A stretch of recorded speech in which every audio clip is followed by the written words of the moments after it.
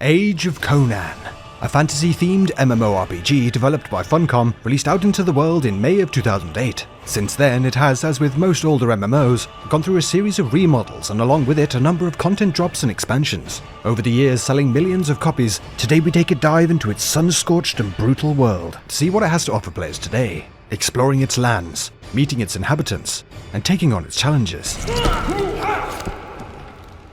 Well then. My name's MitchManix, and this is Age of Conan.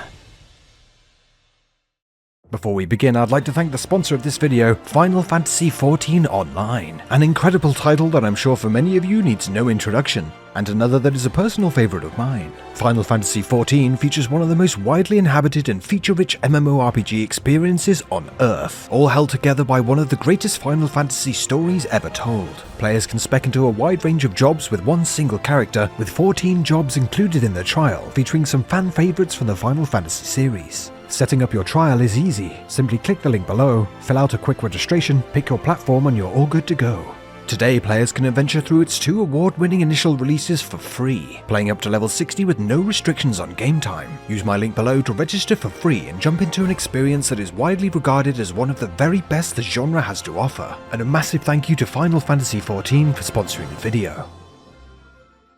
As always, our journey begins at the character creator, where Age of Conan doesn't offer much in terms of variety when it comes to character customization, likely due to its source material, with 4 cultures and 12 classes available, and with of course a number of them locked out to free-to-play players. But we need a hero for this harsh journey, so must of course call upon the one and only Bronan, a Dark Templar in search of the most tubular of mystic powers, after mixing up an evil cult with a fraternity. With our hero confirmed, the character customization boat is attacked, and we rejoin Bronan washing up ashore after surviving the assault. And after a while, a man appears from within the jungle to greet us, and is so taken aback by it all he has to kneel down twice for some reason.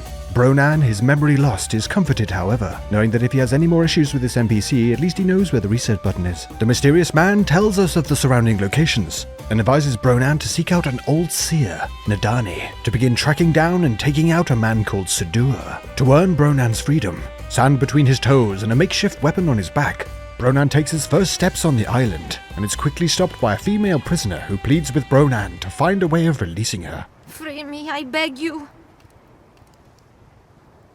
Cut through iron chains? Are you mad? You need a key.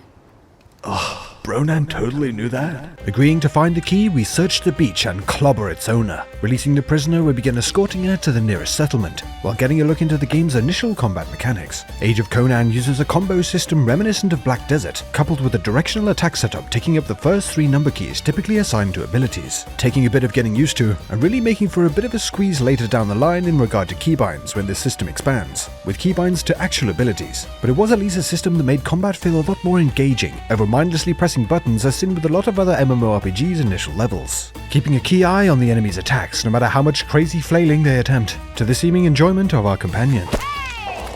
Venturing on, we are stopped by a slaver, the haunted belly-button-toting Sudur, blocking our path to town, and Bronan wastes no time delivering a smackdown with some of his newly acquired insanely loud abilities.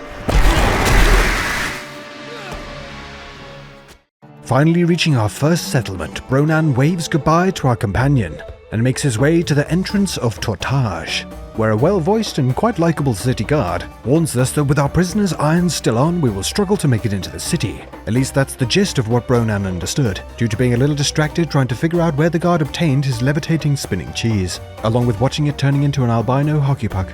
With a quick visit to the local blacksmith, we rid ourselves of our chains and make a triumphant walk into the game's first hub, being greeted with all manner of vendors and side quests. But for now, the main introductory questline is our mission, taking out an evil dictator, Strom. With Age of Conan using an interesting mechanic to filter its introductory single-player story-driven content from its open-world questing experiences, with the former taking place within a night instance, to allow for set pieces and cutscenes to assist the story along. Bronan, did you really have to pick me up like that? When a bro's gotta work out, he's gotta work out. There's the accursed slave. I need a chiropractor. Stay back. As worthless What are as you your talking lives are, about? there's no need Cryoptors to are waste them in a extinct, battle you duh. won't win. Oh bro! with certain NPCs around town only appearing at night. It's while working through the main plotline taking down the evil Strom, where we are introduced to Age of Conan's use of open-world instances, serving more as mini-dungeons and for a large amount of the questing content, making for an experience cutting out a large amount of travelling to get stuck into some fast-paced action quicker, with of course a chance to run into another player, who more often than not will be more than happy to cut you down mid-fight, like a total ball bag. Bro, just a prank, bro, it's just a prank. A brutal sight, but one that does not stop there, as Age of Conan as a whole has a quite brutal feeling to its moment-to-moment gameplay, with vicious execution-style finishes built into the combat system, and its dialogue feeling much more gritty and true to its source material, as has come to be expected in more recent times. One of Tortage's whores? Excellent! Her blood will be tainted from years of her work. And even with some of its more random, unintended scenarios, such as Bronan's habit of terrifying his enemies to such a level that their entire face falls off. The game's instances with its more interactive combat system made me feel from time to time that the experience felt more in line with a single-player RPG than an MMO. But at least a couple of times, Bronan managed to team up with someone wandering the lands, and even got to battle his way to the top of a temple and take down a Boosh together, with teaming up overall being quite a challenge, as we'll revisit a little later in the video. With a number of levels in the bag and barreling towards a showdown with Strom, it was cool to see some additional mechanics that made this MMO stand out from other offerings, aside from its day-night instancing. Oh cool, bro glow. Age of Conan allows players to climb the terrain in certain areas, with a skill stat attached to it, climbing bridges and vines and ladders, allowing for having more options traversing the lands, as well as additional angles to attack enemies, which was in my time with the game very much needed, as this MMO does have a bad habit of mixing up mobs of varying levels very close together, as well as often packing them together so tightly that it's very easy to go from challenging situation to certain death, with much more than you bargained for closing down in an instant. Oh, come on, bro. Climbing isn't the only infrequent mobility feature either, as Age of Conan does something truly remarkable.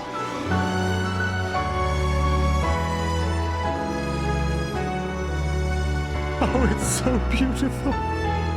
That's right, this MMO has a sprint. A truly beautiful feature that, although is in other games such as ESO, is always a cause for celebration. Bronan was growing in strength and acquiring new skills for his final showdown, with some more subtle than others. There's no way. I truly could not make this up, but looking through the back of Bronan's head will actually derobe some NPCs, getting a glimpse into what a ridiculous little horn dog he is. Not before long he had clawed back his memory, and upon taking down the fabled Strom, earning his freedom from the island, with the mysterious man appearing once more, rounding out the introductory questline and charting our course to the city of Torrentia, a much grander location than our humble beginnings, with all manner of amenities and with more opportunities for Bronan to freak people out. Grabbing a few more quests, we got a chance to see what would make up the core leveling experience, travelling to the game's wider zones, which, while showing their age, did have some atmospheric feeling areas, while also carrying around some of the troubles we faced back in Tortage. Oh god, escape into the bushes! Further questing following the introductory questline definitely feels toned down, with the now absence of voiced dialogue, and with a feeling akin to most other MMOs, running around grabbing as many side quests as possible to get those levels in.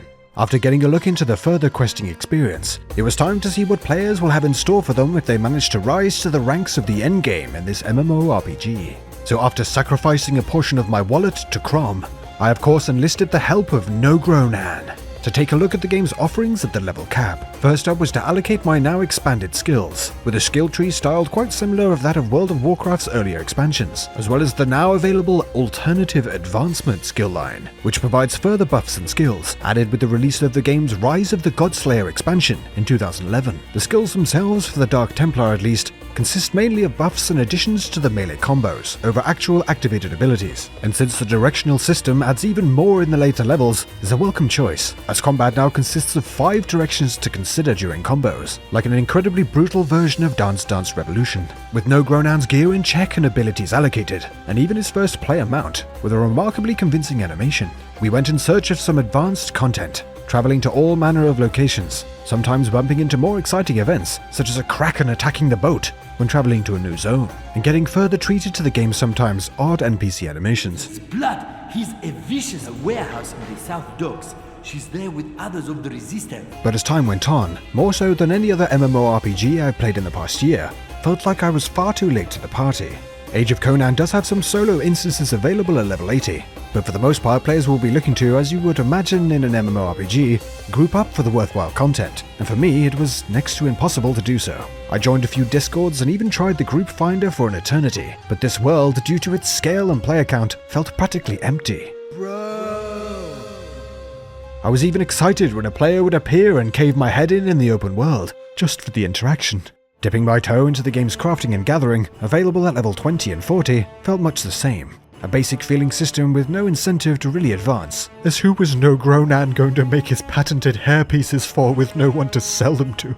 I played some pretty modest populated MMOs over the course of the channel, but Age of Conan by far felt like the most empty and past its time, leaving an experience that would best be enjoyed going in with the mind of a single player experience after all, following its stories and maybe making your own. I really enjoyed the far more harsh and brutal feeling environments for an MMO space, and the combat, although doing more to irritate me than impress, I'm sure will be something that many players will feel like a breath of fresh air against the far more automated systems of most other MMOs. But I think the most brutal thing of all would be leveling through the game just to realize that the game itself does not really house enough players to make the journey worthwhile. Developers Funcom have done some really great work here, as well as with their far more populated survival alternative, Exiles. But for me, unless you're looking for a free-to-play, single-player, Conan-themed, very mid-2000s feeling experience...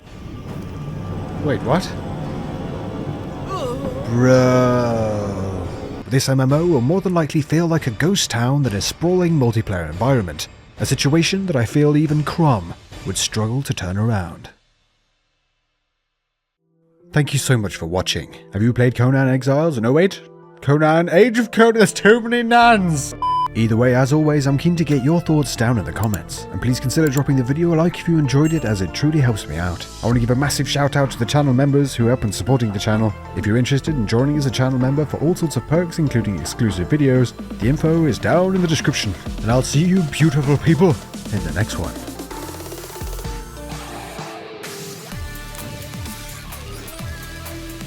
Shit. Jesus, calm down! Oh dear lord, what have I done? Standing upon his steed like a Segne, the former being mostly due to his reputation of being slightly less than accurate with his spells for unknown reasons.